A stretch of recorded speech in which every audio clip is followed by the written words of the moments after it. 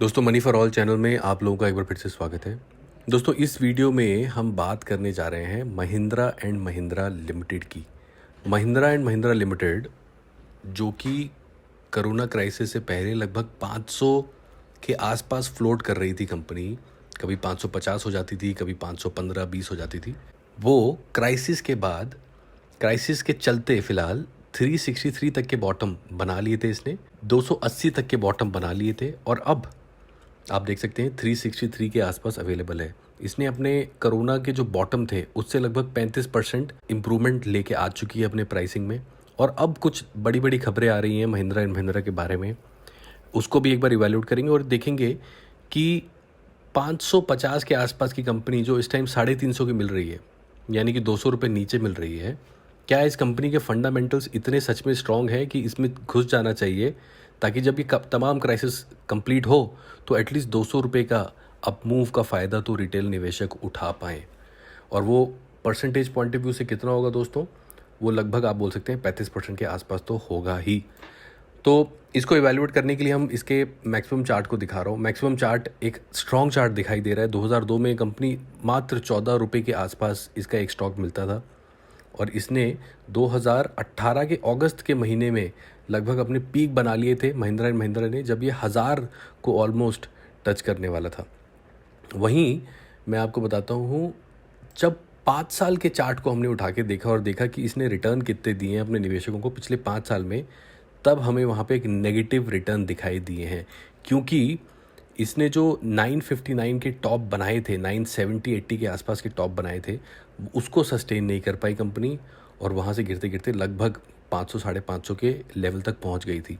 तो उस गिरावट के चलते कंपनी ने अपने निवेशकों को -10-12% के रिटर्न दिए हैं पिछले 5 सालों में, विच is not a healthy return. ज़्यादातर निवेशक इस फॉल में निकल गए होंगे। जो ये फॉल था, इसने 980 के स्टॉक को लगभग 770-80 के आसपास लाके खड़ा कर दिया था। और इस फॉल के बाद आई थिंक निवेशकों का इस पे से भरोसा कहीं ना कहीं हटा था। और कुछ हम फाइनेंशियल रिजल्ट्स को भी देखेंगे, उसको भी देखेंगे क्या वहाँ पे भी हमें नेगेटिविटी दिखाई दी है क्या। तो 5 सालों में हमें पॉजिटिव रिजल्ट्स नहीं दिखे महिंद्रा एंड महिंद्रा में। अब बात करें मिड टर्म इन्वेस्टमेंट फेज़ की, क्या उसमें महिंद्रा एंड महिंद्रा ने अच्छा दिखाया था क्या? तो उसको देखें तो वहाँ पे भी हमें -15% के रिटर्न दिखाई दे रहे हैं मिड टर्म में भी, which is not a very healthy sign. अब अगर बात करें 6 महीने की, जो कि और भी कम अवधि है निवेश की, उसमें भी हमें 23% रिटर्न दिखाई दिए हैं। तो महिंद्रा एंड महिंद्रा 2018 के बाद से निवेशकों के लिए बहुत अच्छा इन्वेस्टमेंट एरिया नहीं बन के उभरी है, इन्वेस्टमेंट कंपनी नहीं बन के उभरी है। इसके फाइनेंशियल्स पे एक बार नज़र डालते हैं, देखते हैं वहाँ पे क्या हो रहा है। एनएससी की वेबसाइट पे जब मैं इसको देखता हूँ तो 363 का स्टॉक दिखाई दे रहा है फ़िलहाल। जो 53 वीक्स हाई थे वो लगभग 700 रुपये के आसपास इसने बनाए थे अप्रैल के महीने में पिछले साल, और 245 इसके बॉटम बने हैं 25 तारीख के आसपास। वहाँ से आप देख सकते हैं 100 रुपये से भी ज़्यादा का इसने अपमूव दिखा दिया है। वहीं कितनी क्वांटिटी डिलीवर हो रही है, तो लगभग 60-70 लाख के आसपास क्वांटिटी ट्रेड हो रही है। डिलीवरी भी लगभग 17 लाख के आसपास है, 28%। तो इन टर्म्स ऑफ कितने शेयर बेचे और ख़रीदे जाते हैं डेली, उसमें हमें ज़्यादा वॉल्यूम नहीं दिखाई दे रहा है, लगभग 50-60 लाख के आसपास दिख रहा है। इससे भी इसका डेटा और निकालने के लिए कुछ रिपोर्ट्स हैं, उसमें आप जाके देख सकते हैं कि ये तो एक दिन का डेटा है, ये आज का डेटा है 61 लाख का। हर रोज़ कितना डेटा होता है वो आप और इवैल्यूएट कर सकते हैं।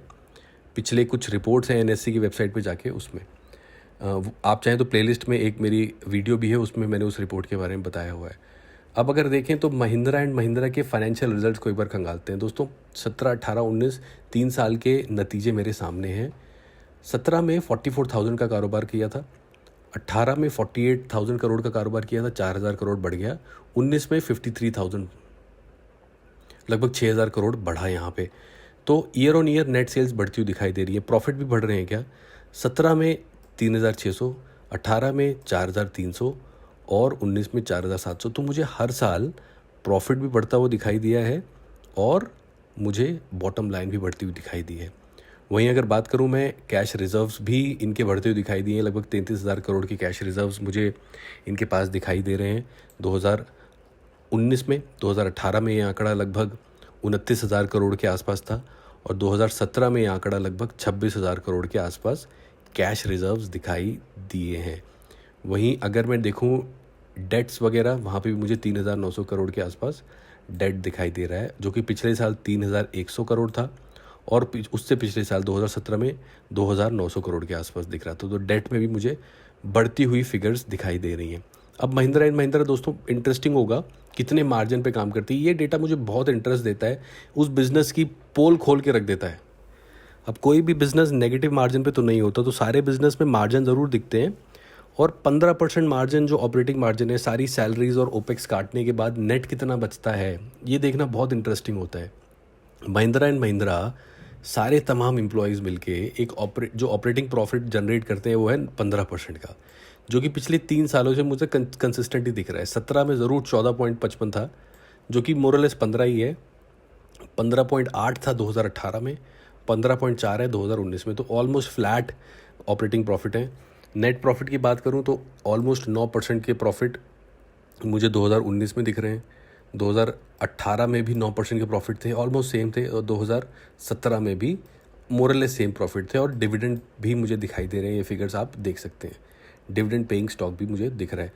और अगर मैं इसके पिछले क्वार्टरली रिजल्ट्स पे एक बार नज़र डालूं, जो Q4 में इसने नंबर दिए हैं, तो हम देख सकते हैं दिसंबर में 12,000 करोड़ का सेल्स की थी, जो पिछले क्वार्टर सितंबर क्वार्टर में 11,000 करोड़ की थी, और पिछले साल दिसंबर में 13,000 करोड़ का कारोबार किया था। तो ईयर ऑन ईयर मुझे डी ग्रोथ दिखी है 1,000 करोड़ के आसपास, लगभग 700 करोड़ के आसपास। वहीं सीक्वेंशली भी मुझे 1,000 करोड़ के आसपास, 1,300 करोड़ के आसपास की ग्रोथ दिखाई दी है, but year on year D growth दिख रही है सेल्स में। वहीं अगर नेट प्रॉफिट की बात करें तो केवल 306 करोड़ का प्रॉफिट, सीक्वेंशली भी डी ग्रोथ है, जो पिछले क्वार्टर 1,200 करोड़ का था और पिछले साल दिसंबर में 1,000 करोड़ के आसपास का प्रॉफिट था। तो पिछला दिसंबर यानी Q3 ऑफ फाइनेंशियल ईयर, अभी Q4 के नतीजे आने हैं दोस्तों, जो जैन फेब मार्च का क्वार्टर है, बट Q3 के नतीजे प्रॉफिट पॉइंट ऑफ व्यू से महिंद्रा एंड महिंद्रा के लिए अच्छे नहीं थे।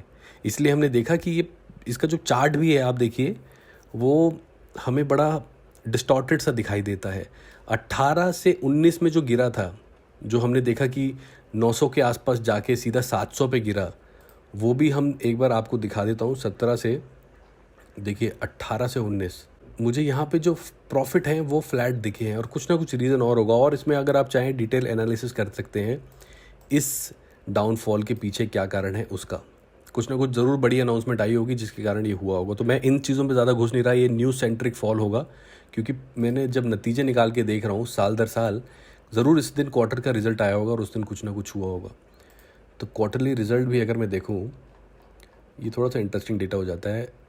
अगर मैं थोड़ा सा और पीछे जाऊँ, मुझे क्वार्टरली प्रॉफिट भी थोड़े से कंसिस्टेंट ही दिखे हैं 2017-18 के, बट अगर मैं 2019 के क्वार्टरली रिजल्ट देखूँ तो वो भी मुझे कंसिस्टेंट ही दिख रहे हैं दोस्तों। कुछ ना कुछ ज़रूर न्यूज़ सेंट्रिक अनाउंसमेंट हुई होगी, इसीलिए हमको ये फॉल देखने को मिलेगा। अगर आपको पता है क्या है अनाउंसमेंट तो प्लीज़ कमेंट बॉक्स में ज़रूर कमेंट करें। हम ज़्यादा डिग डीप नहीं कर रहे इस न्यूज़ के ऊपर। अब दोस्तों आपको एक हेडलाइन पढ़ के सुनाता हूँ। देखिए, Mahindra and Mahindra to raise 1,000 crore via NCD। ये NCD के थ्रू 1,000 करोड़ रेज करेंगी अपने ऑपरेशनल कंटिन्यूटी के लिए। इस टाइम काफ़ी कंपनियां हैं जो कैश क्रंच की स्थिति से गुजरेंगी। बड़ी बड़ी कंपनी जैसे महिंद्रा एंड महिंद्रा, इनको 1,000 करोड़ तक की कैपिटल चाहिए अपनी कंटिन्यूटी के लिए, तो ये NCD के थ्रू रेज करने जा रही हैं। आज की तो न्यूज़ की हेडलाइन इसके फंड रेजिंग से ही जुड़ी हुई है। Mahindra and Mahindra raise 1,000 crore. Mahindra and Mahindra complete stake sale, इनकी एक सब्सिडरी है उसमें इन्होंने स्टेक सेल किया है, उसकी एक हेडलाइन है। Going to ship this gentleman lungi, कुछ लुंगी पहन के इन्होंने कॉन्फ्रेंस की थी, उसकी एक खबर दिखाई दे रही है।